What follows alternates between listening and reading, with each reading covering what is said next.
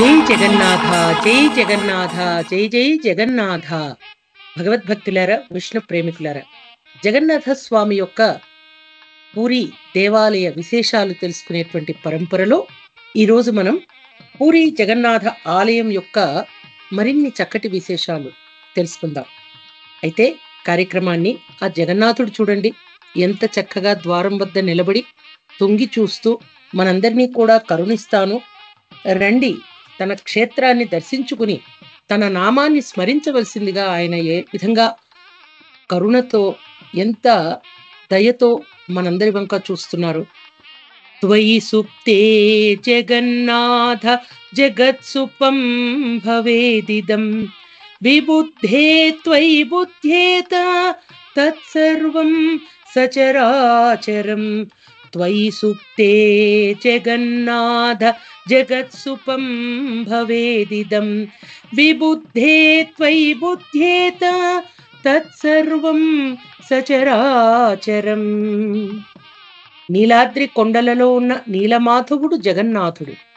పూరి జగన్నాథ ఆలయం అనగానే మన మనసు ఎంతో పులకితమవుతుందండి. పూరి సముద్ర తీరంలో ఆ జగన్నాథుడు తన అపారమైనటువంటి కృపను భక్తులందరి యొక్క ఆ నిర్మల భక్తిని పరీక్షిస్తూ తన కరుణను ఆయన ప్రకటిస్తున్నాడు. చూడండి ఎంత ప్రేమతో ఆలింగనం చేసుకున్నాడో ఆ భక్తుణ్ణి. పూరి జగన్నాథ ఆలయం మీ అందరికీ తెలుసో లేదో, ఈ ఆలయం యొక్క వైశిష్ట్యం ఏమిటంటే 4 లక్షల చదరపు అడుగుల కన్నా ఎక్కువ వైశాల్యంలో ఉంది. శ్రీవత్స ఖండశాల శైలిలో ఈ ఆలయ నిర్మాణం జరిగిందండి. ఈ పూరి జగన్నాథ ఆలయంలో సుమారు 120 ఆలయాలు ఉన్నాయి. చూడండి ఎంత విశాలంగా ఉందో, ఎంత వైభవోపేతంగా ఉందో, ఎంత ప్రకాశవంతంగా ఉందో పూరి జగన్నాథ క్షేత్రం. 4 లక్షల చదరపు అడుగులంటే మాటలా అండి? ఈ ఆలయంలో ఎత్తైన ఒక రాతి దిమ్మ మీద ధ్వజస్తంభం నిర్మించారు. దానినే అరుణ స్తంభం అంటారు. ఈ ధ్వజస్తంభం గర్భగుడి కన్నా 214 అడుగుల ఎత్తున ఉంటుంది. భక్తులారా, పతిత పావన అనే పేరు కూడా జగన్నాథునికి ఉందండి. పతిత పావన అంటే స్వామివారు ఆలయ ప్రవేశంలో, మనం ఆలయంలోకి ఎప్పుడైతే ఈ పూరి జగన్నాథ క్షేత్రంలోకి ప్రవేశిస్తామో కుడివైపున జగన్నాథుని శిల్పం చెక్కి ఉంటుంది. ఈ విగ్రహాన్ని పూర్వకాలంలో అణగారిన దీనులు ప్రార్థించేవారట. అంటే అంటరానితనం ఉన్న కాలంలో జగన్నాథుడు అందరివాడు కాబట్టి తనంతట తాను బయటకు వచ్చి ఈ రీతిన అందరినీ అనుగ్రహించారట. భజ గోవిందం భజ గోవిందం గోవిందం భజ గోవింద భజ గోవిందం భజ గోవిందం గోవిందం భజ గోవింద. ఈ ఆలయంలో విమాన బడాద్యుల అని అంటే 4 భాగాలు ఉంటాయండి. ఆ 4 భాగాలు ఏమిటంటే విమాన బడాద్యుల అంటే గర్భగుడి. తర్వాత ఈ 4 భాగాల్లో మొట్టమొదటిది విమాన బడాద్యుల గర్భగుడిలో బలభద్రుడు, సుభద్ర, జగన్నాథుడు ఉంటారు. రెండవది జగన్మోహన ముఖశాల అంటారు. మూడవది నటమందిర, 4వది భోగమండపం. ఈ రీతిన 4 భాగాలుగా మనం ఈ ఆలయాన్ని అర్థం చేసుకోవచ్చు. అయితే ఈ ఆలయం బయట ఉన్నటువంటి ఈ ప్రహరీ అంతా ఉంది చూడండి, 20 నుంచి 24 అడుగుల ఎత్తున ఉంటుందండి. ఈ ఆలయం చుట్టూ ఉన్నటువంటి అంటే బయట ఉన్న ప్రహరీ కూడా ఏదైతే ఉందో అది, దానికి ఒక పేరుందండి, మేఘనాద ప్రచీర. ఈ ఆలయంలో చుట్టుపక్కల ఉన్నటువంటి ఆ బయట ఉన్నటువంటి ప్రహరీ గోడ మేఘనాద ప్రచీర. లోపల ఇంకో ప్రహరీ గోడ ఉంటుంది, దాని పేరు కూర్మ ప్రచీర. బయట ఉన్న ప్రహరీ గోడేమో మేఘనాద ప్రచీర, లోపలున్న ప్రహరీ గోడేమో కూర్మ ప్రచీర.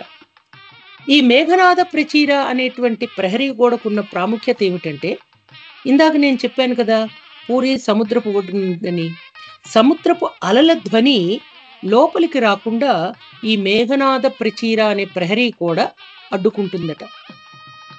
ఎప్పుడైతే మేఘనాద ప్రచీర లోపలికి వెడతామో మనం, అంటే బయట ప్రహరీ గోడను దాటి వెడతామో అంతేనండి. సముద్రపు అలల ధ్వని వినలేము. వినపడదు. అది ఆ ప్రహరీ గోడ యొక్క ప్రాముఖ్యత.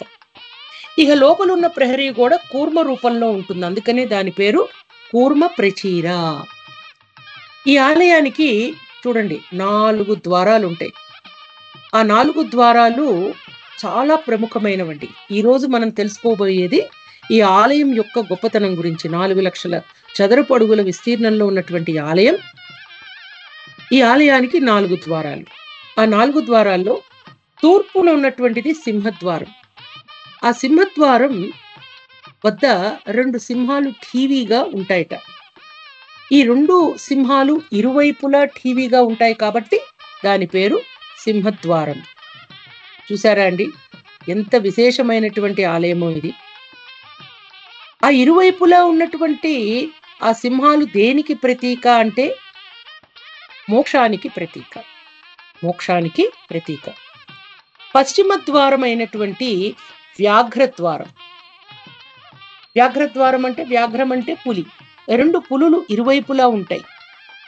ఈ 2 పులులు ఇరువైపులా ఉన్నటువంటి ఈ ద్వారాన్ని చూడండి. ఆ 2 పులులు ఎంత చక్కగా రాజఠీవితో ఉన్నాయో. ఆ 2 పులులు కూడా ధర్మానికి ప్రతీక. తూర్పున ఉన్నటువంటి సింహద్వారమేమో మోక్షానికి ప్రతీక. పశ్చిమాన ఉన్నటువంటి ఈ వ్యాఘ్రద్వారమేమో ఎంతో విశేషమైనటువంటి జగన్నాథుని యొక్క ఆలయంలో ధర్మానికి ప్రతీకగా నిలబడి ఉన్నాయి. అదే రీతిన ఉత్తరాన హస్తిద్వారం అని ఉంది. ఆ హస్తిద్వారం అనేది మహాలక్ష్మి కటాక్షం, అర్ధమునకు ప్రతీక. అర్ధమునకు ప్రతీక హస్తిద్వారం. ఇంకా దక్షిణాన అదిగో అదేనండి, దక్షిణాన అశ్వద్వారం. ఈ అశ్వద్వారం అంటే 2 గుర్రాలు. హస్తిద్వారం అంటే ఏనుగులు. ఈ అశ్వద్వారం అంటే 2 గుర్రాలు చక్కగా, ఎంత చక్కగా ఆ ద్వారం వద్ద కావలా కాస్తున్నాయో చూడండి. అంటే జగన్నాథుడు బలరాముడు ఈ గుర్రాలను అధిరోహించి కామమును జయించడానికి శక్తిని ఇస్తారు అనేది దానికి ప్రతీక. అయితేనండి, జగన్నాథుడు ఆ ద్వారాల మధ్యలోంచి ఎలా తొంగి చూస్తున్నాడో చూడండి. బలభద్ర సుభద్రాభ్యాం జగన్నాథాయతే నమః. బలభద్ర సుభద్రాభ్యాం జగన్నాథాయతే నమః. బలభద్ర సుభద్రాభ్యాం జగన్నాథాయతే నమః. బలభద్ర సుభద్రాభ్యాం జగన్నాథాయతే నమః. బలభద్ర సుభద్రాభ్యాం జగన్నాథాయతే నమః. బలభద్ర సుభద్రాభ్యాం జగన్నాథాయతే నమః. బలభద్ర సుభద్రాభ్యాం జగన్నాథాయతే నమః. ఈ మంత్రం జగన్నాథుని దివ్య మంత్రం అండి. బలభద్ర సుభద్రాభ్యాం జగన్నాథాయతే నమః. జగన్నాథ స్వామి నయన పదగామి భవతు మే. జగన్నాథ స్వామి నయన పదగామి భవతు మే. పూరి జగన్నాథాలయానికి తూర్పున సింహద్వారం, పశ్చిమాన వ్యాఘ్రద్వారం, ఉత్తరాన హస్తిద్వారం, దక్షిణాన అశ్వద్వారం ధర్మ అర్ధ కామ మోక్షాలకు ప్రతీకగా 4 లక్షల చదరపు అడుగుల విస్తీర్ణంలో శ్రీవత్స ఖండశాల శైలిలో నిర్మితమైనటువంటి ఈ ఆలయ విశేషాలను తెలుసుకోవడం, స్మరించడం ఆ జగన్నాథుని కృపేనండి. చూడండి, చక్కటి ఆభూషణములతో ముక్కెరతో ఆ జగన్నాథుడు ఎంత ముద్దుగా చూస్తున్నాడో మన వంక. మీరు తూర్పు నుంచి వచ్చినా, పశ్చిమం నుంచి వచ్చినా, ఉత్తరాన వచ్చినా, దక్షిణ ద్వారం నుంచి వచ్చినా, ఏ ద్వారం నుంచి వచ్చినా నేనున్నాను కదా అక్కడ అని ఆ జగన్నాథుడు చెప్తున్నాడు. జగన్నాథుణ్ణి స్మరించండి, తరించండి. పూరి జగన్నాథ ఆలయ విశేషాలు, ఆలయ చరిత్రను తెలుసుకునేటువంటి పరంపరలో మరిన్ని విశేషాలతో మళ్ళీ కలుసుకుందాం సనాతన ధర్మ ప్రవచనాలనే మన ఛానల్ ద్వారా. భగవద్భక్తులారా, అప్పటిదాకా బలభద్ర సుభద్రాభ్యాం జగన్నాథాయతే నమః అనేటువంటి దివ్య మంత్రాన్ని స్మరించండి. జై జగన్నాథ, జై జై జగన్నాథ, జై జై జై జగన్నాథ.